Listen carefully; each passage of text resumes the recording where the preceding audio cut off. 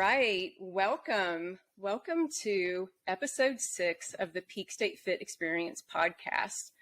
Today, we're discussing swimming as a technique-driven sport with guest Gerry Rodrigues of Tower 26. The Peak State Fit Experience podcast, to give you a brief overview, we're recording from Salt Lake City and Gerry's at home in California, but this is the first season of our podcast. And we're following the modules of Nail Your First IRONMAN, which is a course that I created covering 35 lessons, which is 6 hours of video content, which is geared towards that beginner Ironman athlete.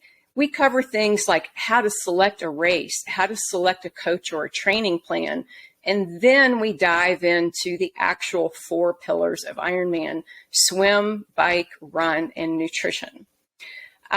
Today, we are starting with the 4 pillars. We've already covered sort of setting the stage with that selection of setting a goal, setting some criteria for where your race should be. And so now we're talking about swimming. And swimming is such a technique-driven sport. It's my personal favorite.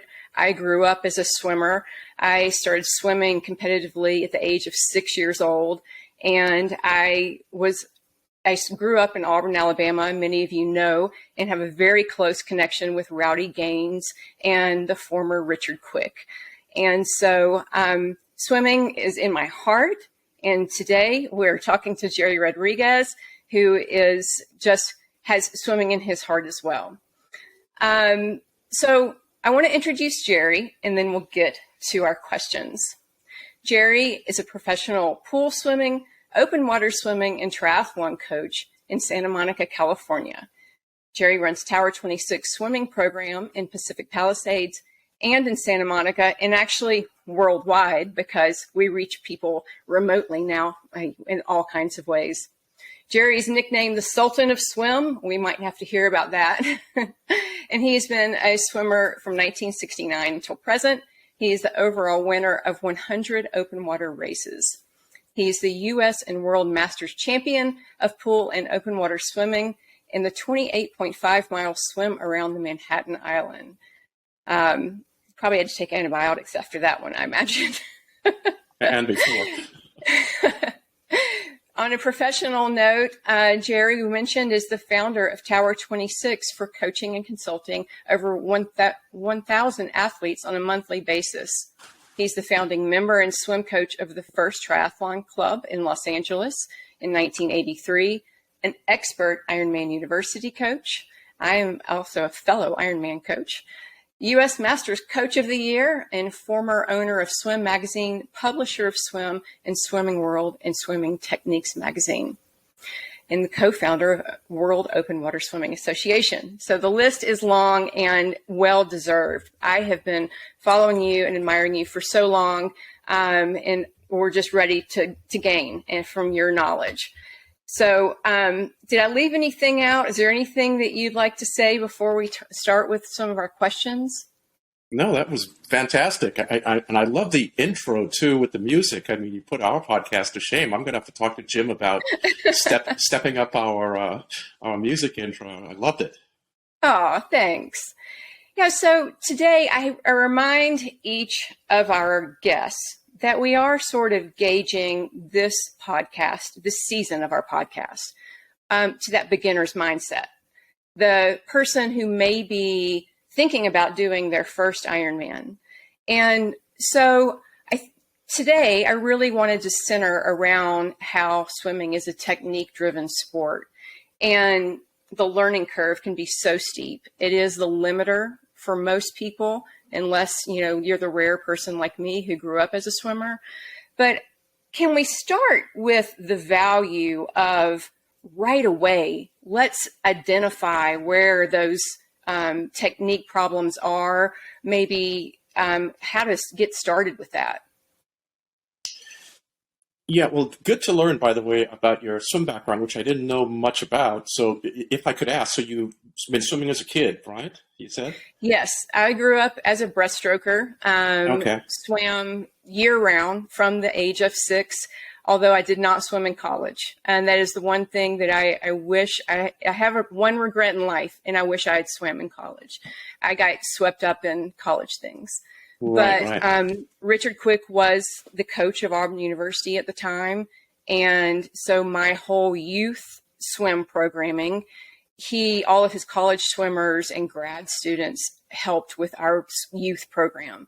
And so David Marsh was my head coach it was War Eagle Swim Club was our club. And David Marsh was my head coach for probably 6 years.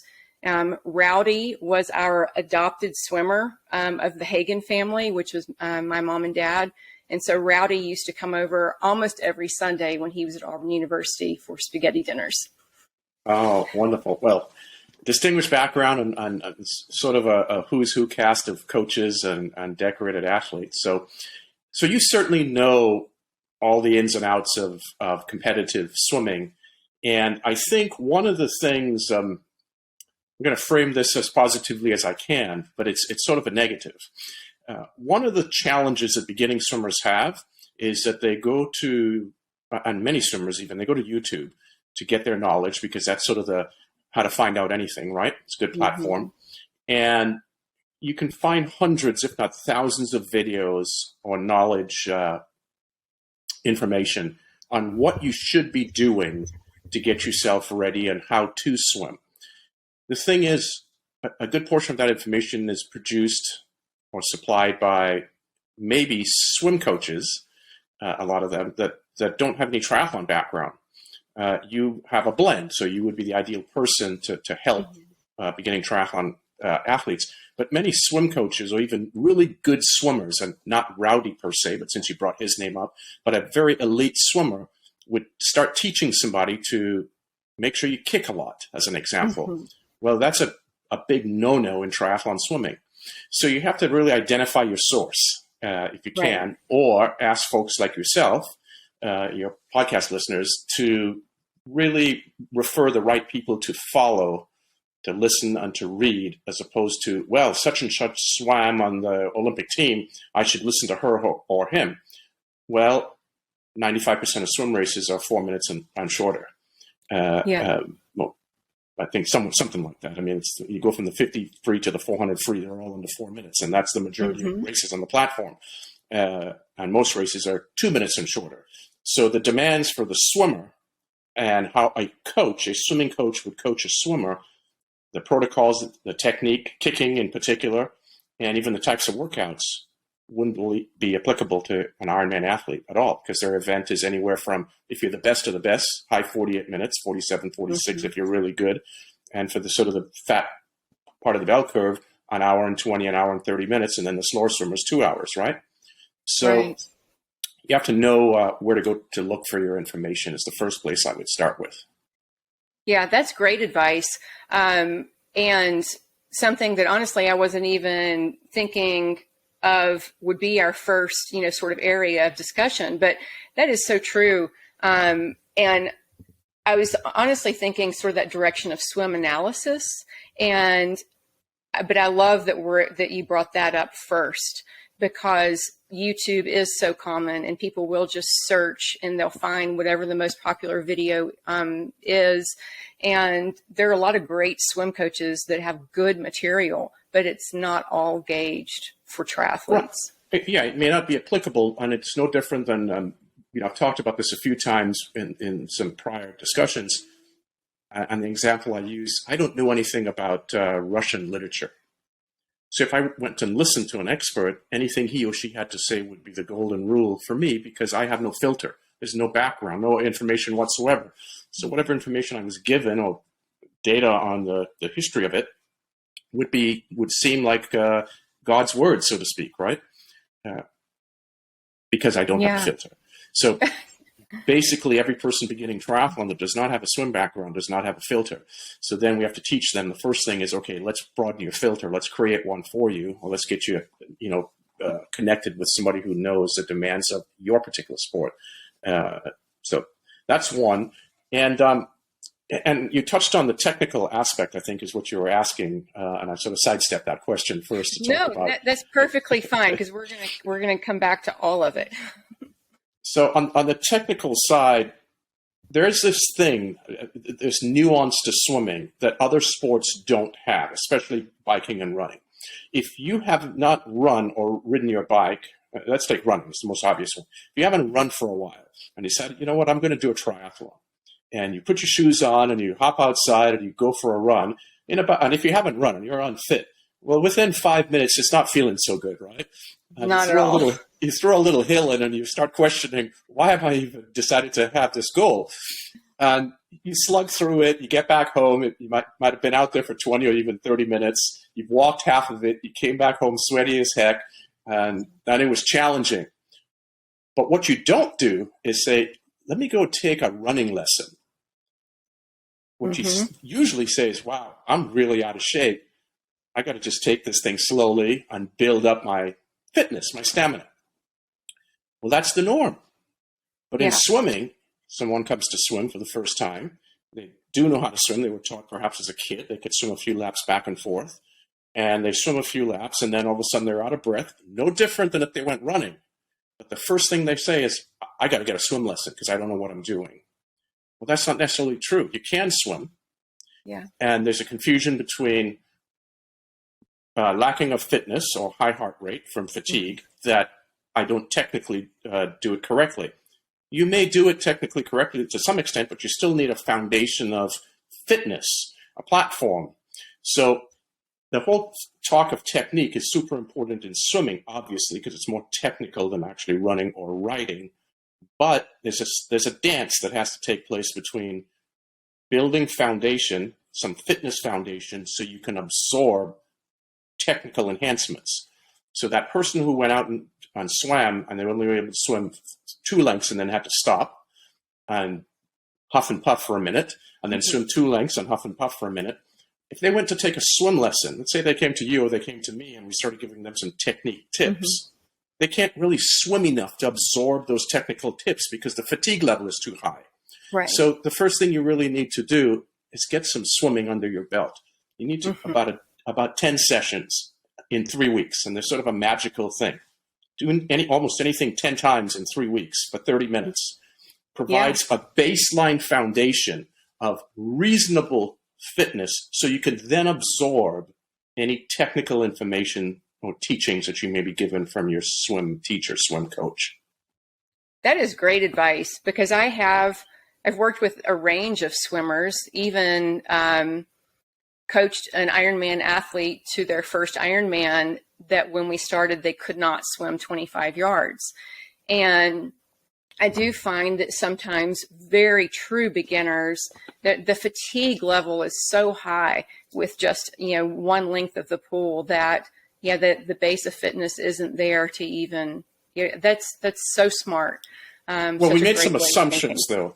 We made some assumptions, and that is they can swim. There are some folks who cannot swim well, meaning they may take one big breath and then keep their head down for 8 arm strokes, and then turn to breathe again on another big breath. But that person does need a little bit of technical knowledge, such as breathe more often, because you don't hold your breath when you run, you don't hold your breath when you bike, don't hold your breath when you're swimming. So they at least need that cue to start with. But the person who can breathe every 2 arm strokes and can at least get across the pool with decent luxury should get a little bit of foundation in place before they decide to take a lesson.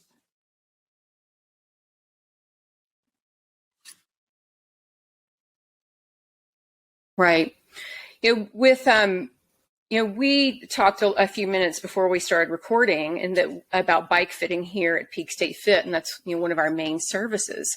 And it's common for somebody, if they're just curious, to call, and I end up talking on the phone and saying, and they say, well, I don't know if I'm ready for a bike fit because I'm not good enough. I'm not, I haven't gotten fit enough for a bike fit. And no, let's, all the benefits for doing it now. And I feel that same way about getting a swim lesson, that whether it's even just a remote analysis, if you don't have access to somebody being in person, that you need eyes on your swim, because there are so many different technical nuances that it's impossible to know what you're doing without a second set of eyes. Right. So after that platform of, 3 weeks of, 10 to a dozen sessions are put into place, I think it's super helpful to get yourself engaged with some program that by a coach who is knowledgeable about triathlon swimming, where they have a program for you to follow, perhaps. And ideally, if it's at the location where you're living, it's even better, so they can see you swim. So you join your local master's team if there's one, you join your local triathlon coach if he or she has a program. But that's helpful. That's the ideal world if it's available to you. If it's not, then you have to look outside of that scope. And again, to your point, any sort of technical analysis, video analysis is helpful. But the technique end of things in swimming can get overly muddy because it can be too complicated. I'll give you an example. I remember a few years ago, there was a gentleman who got very involved in triathlon swimming for a while, very distinguished, well-known name. If I told you the name, you would know who he is, and a very distinguished swimming background, and got involved in triathlon, and the triathlon media had picked him up quite a bit and was publishing all his material. And although I would agree with 100% of everything he said, he had a way of taking the swim stroke, at least a portion of propulsion that occurs beneath the surface of the water, that generally takes about a second. And a good swimmer like you would actually be faster than a second. You probably would execute the propulsive phase of your stroke in close to half a second for you. But for most people, it's going to be about a second. He broke it into 6 steps. Well, I don't know how we're going to process 6 things in a second. Yeah, so it becomes, we can overly complicate things. So again, to distill, especially for beginners, it has to be distilled down to a very simplistic way to absorb knowledge and then be able to execute it. Right.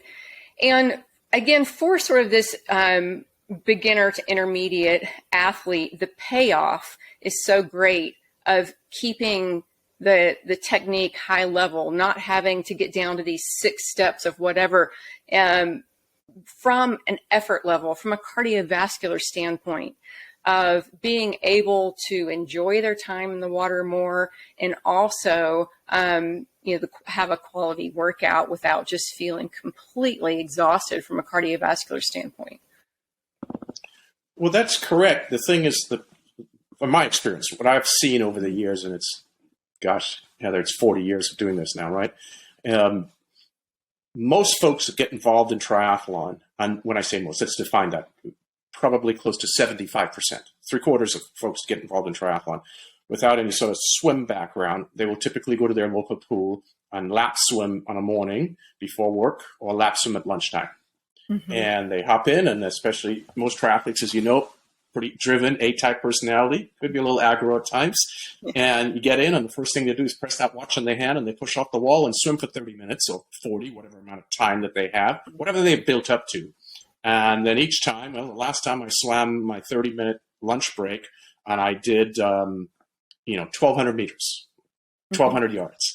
Well, on Thursday, next week Thursday, I'm going to try and go 1,225 yards. And this becomes the training platform for them. Yeah. For this uninformed beginner type person. And that's what I consider, I'll call a very, very low value type training protocol, right? So they need to find a coach like yourself and have you prescribe what they need to do to get the best return on their time investment, that 30 minutes or 40 minutes that they're doing 2 or 3 times a week, so they can get a better return. Right.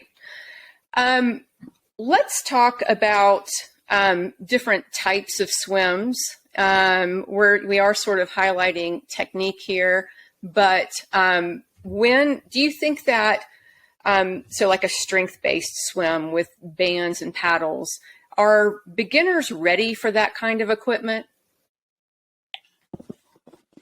No for paddles, that's for sure a thing. Paddles are from this coach's perspective, or for athletes like yourself and me that have competitive swim backgrounds. Those that have fairly decent mechanics. All paddles tend to do is accentuate your flaws. Whatever they are, they'll make them worse. And one of the biggest flaws in swimming, beneath the surface of the water at least, there are 2 or 3 key flaws beneath the surface, but one of them is a dropped elbow, where the elbow sits beneath the wrist and the person pulls using mainly their shoulders, right? As you know, an elevated elbow engages the lat muscles, lats and pecs and so on. So that person with paddles, all they're really doing is de-emphasizing their lats even further and all into more shoulders, higher risk of injury and so on. So it's a no for sure with paddles for beginning folks.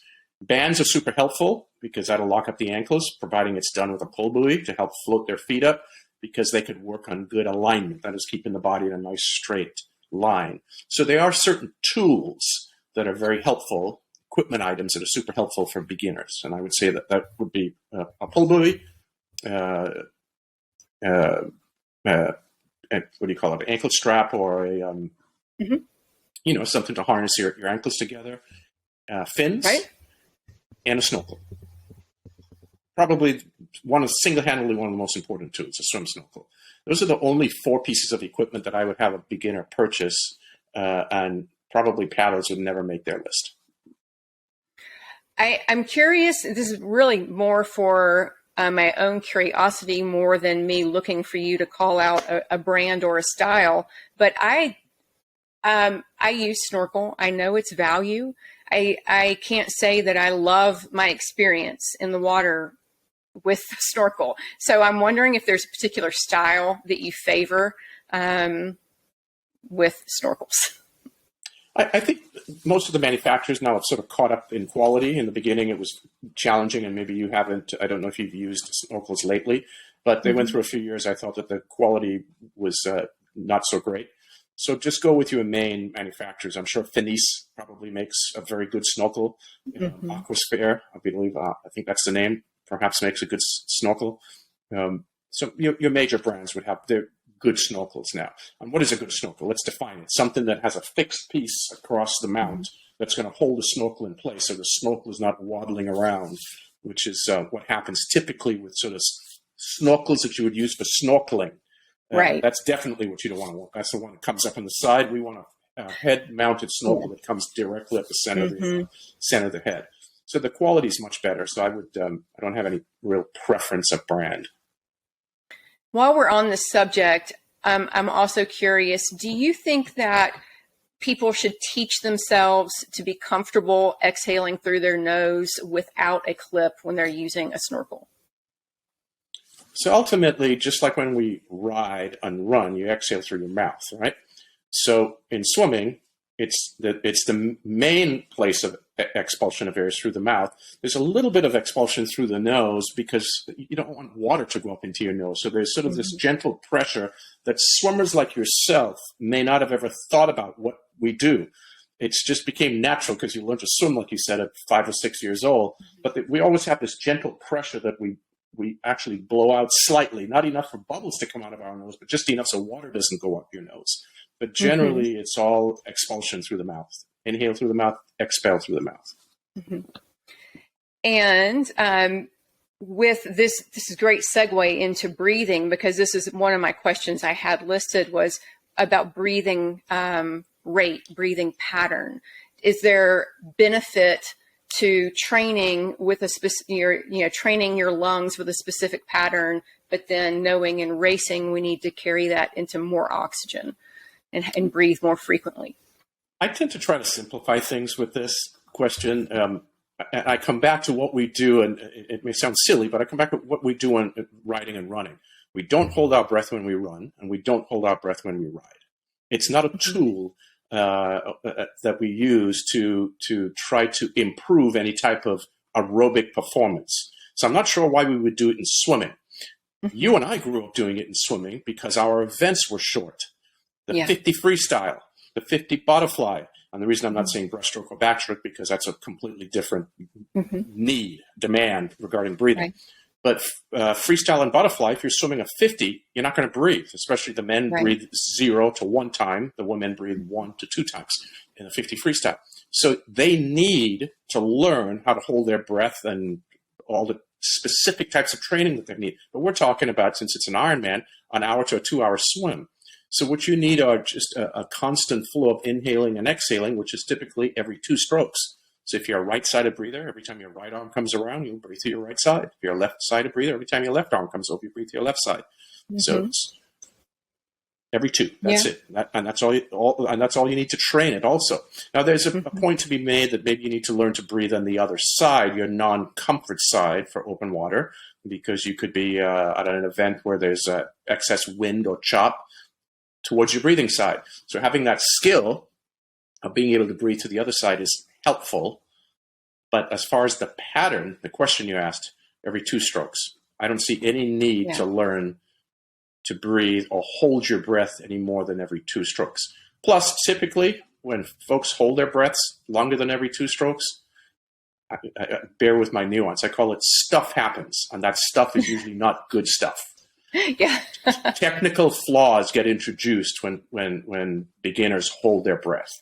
Mm-hmm. So we don't want the technical flaws. So let's not do stuff that's going to create problems. I'm all about it. I'm all about the oxygen. Give me all the air. Right. Yeah, it's not fun to hold your breath. and the typical, and it's actually a normal thing you'd see with most beginners. They would swim upwards of a half a dozen swim strokes. A swim stroke is Mm-hmm. one single arm. One, the left arm would be 2, the right arm 3, the left arm 4. They would swim about 6 strokes. Sometimes you'd see 8, and then they take that big breath, and then they go another 6. So exactly that big, huge inhalation. And that causes a problem because Mm-hmm. so you go through 6 to 8 strokes of swimming, you're completely out of air. So when you Mm-hmm. turn, it's a big, big turn. It's even a head lift, and then there's a head turn. Mm-hmm. And that whole thing, then they get onto their side more, so they roll up more onto the side. So all of these technical problems start occurring. So one domino, the main domino, which was too little breathing, creates a problem because it hits other dominoes. Those bad dominoes, I call those, head lifting, rotating too much to the side. All sorts of bad stuff starts happening. So let's not have that happen. Breathe every 2 strokes. Right. Enjoy oxygen.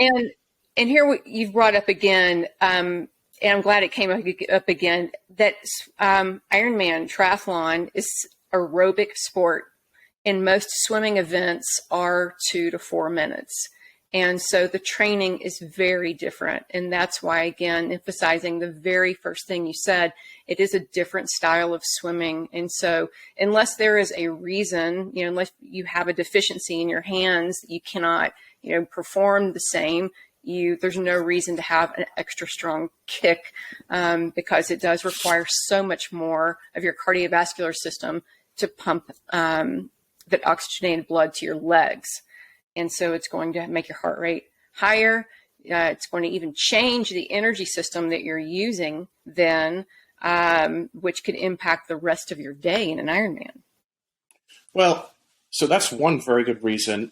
A super significant reason would be most non-swimmers. So let's put this now into almost everybody doing a triathlon that didn't have a swimming background. Kicking is their weakest link.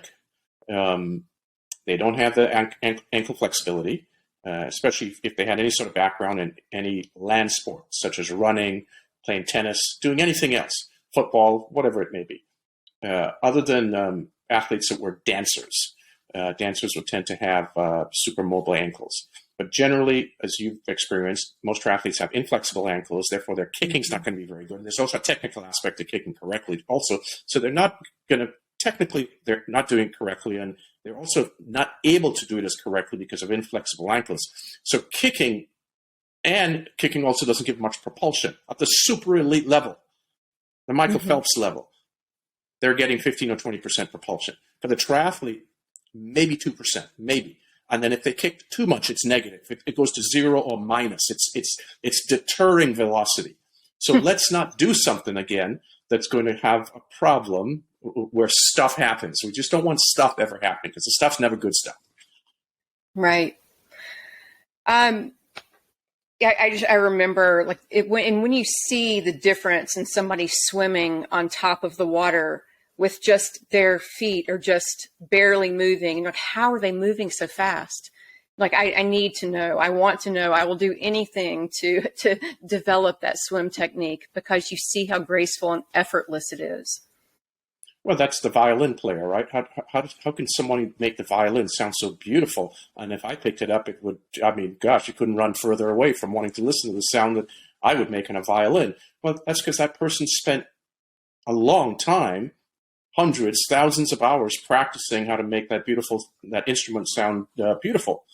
That swimmer has spent hundreds to thousands of hours perfecting his and her mechanics. We're not going to get there in just a few days or a few weeks or a few months. It'll take a few years for that to occur. So there's the technical side of it that you have to learn. There's also this patience. Any parent knows if you have children, patience is something that you keep close to you in sport. And, frequency of repetition. Yes, consistency. Frequency. Yeah, we teach frequency a lot here. Gerry, I'd like for you to share more about Tower 26. Tell us about your programs and how I'm going to link to your programs in the show notes on Spotify and on YouTube, but tell us about them.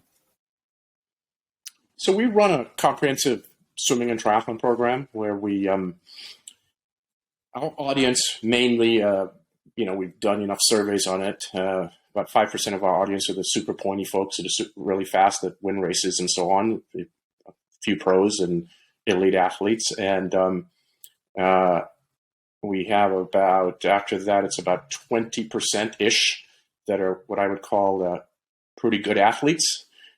They've been in the sport for several years. And then 75% of our audience are, let's call them beginners, for lack of a better term.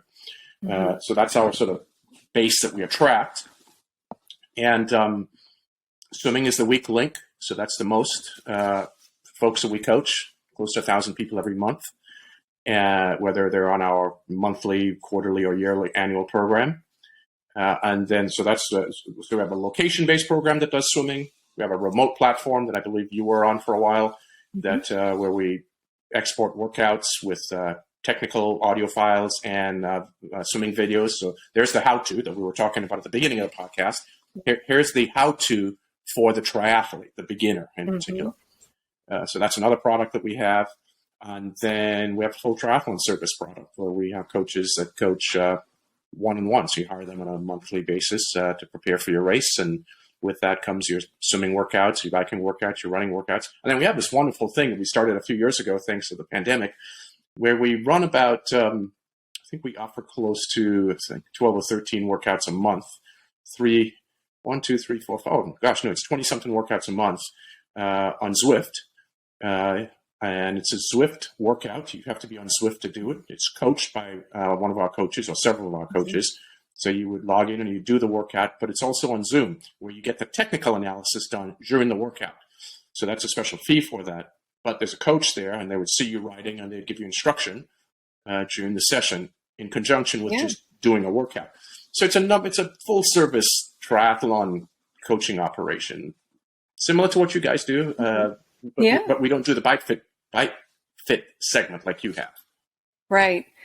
And so many people value the Tower 26 online swim program, especially. And I did that program, like I said, in 2017 as I was preparing for Ironman World Championship. And as a coach and as an athlete, I gained a lot of perspective on my own stroke just by following the program. Your drills in particular really are helpful with identifying, I think for an experienced swimmer, to be able to perform a drill and not do it well. Say, well, if I can't do this well, there's something not working. And so I loved how technical a lot of the swims were. Well, we break it down, especially at certain times of the year, into very technical pieces because that's the platform upon which everything's built, and we try to simplify it. We need to be able to talk in a language that's understandable for an absolute beginner. And the drills or exercises that we would give, you would not find drills that you did from Richard Quick, as an example, since you mentioned him as a coach, and from David Marsh. You would not find those drills in our program because those drills are advanced drills for you. You have, a dozen years or more of competitive swimming experience. So we wouldn't execute or even ask or demand our athletes to do those drills, which I've seen triathletes doing at the pool, following the drills the coaches have given them. And there's no point in doing those drills because, one, they can't do them correctly, and then there's nobody supervising them. So there's not a feedback system for them. So drills need to be appropriately dosed, the quantity of drills, and more importantly, the type of drill. Yeah, a little more advanced, but yeah, the value of constantly learning, like you said, frequency and always improving. Gerry, is there anything else you'd like to add before we end our episode today? Well, for beginners in particular, swimming is it's one of those things where most folks, from my experience, I remember going to my first triathlon, I think it was 1982 or 83, and I could just look into people's faces, or I looked into their faces, and all I could see was from the swimmers standing at the start line, they're just rearing, ready to go. And all the non-swimmers it was that look of dread. And I just got to get to my bike. I just got to get through this swim. It was just this awful look and just this. So that's not the experience that we should have or should, sort of give into on event day. So do yourself a favor and make the experience good. And you mentioned it earlier, Heather, and that is put in the time, a couple of times, 2 or 3 times a week over the duration of your preparation, 3, 4, 5, 6 months. If it's an Ironman, it needs to be much longer in preparation, obviously. And make swim your, make it your friend. Make it something that you look forward to doing. Because there's a high benefit with good technical swimming and being super fit, how that carries across to your biking and running. Yeah. There's a lot of solace in swimming. And when people reach that point, it becomes part of their life. Yeah. Well, thank you so much for being on the show today. I look forward to the next time we can talk. Absolutely. Thanks for having me. You're welcome.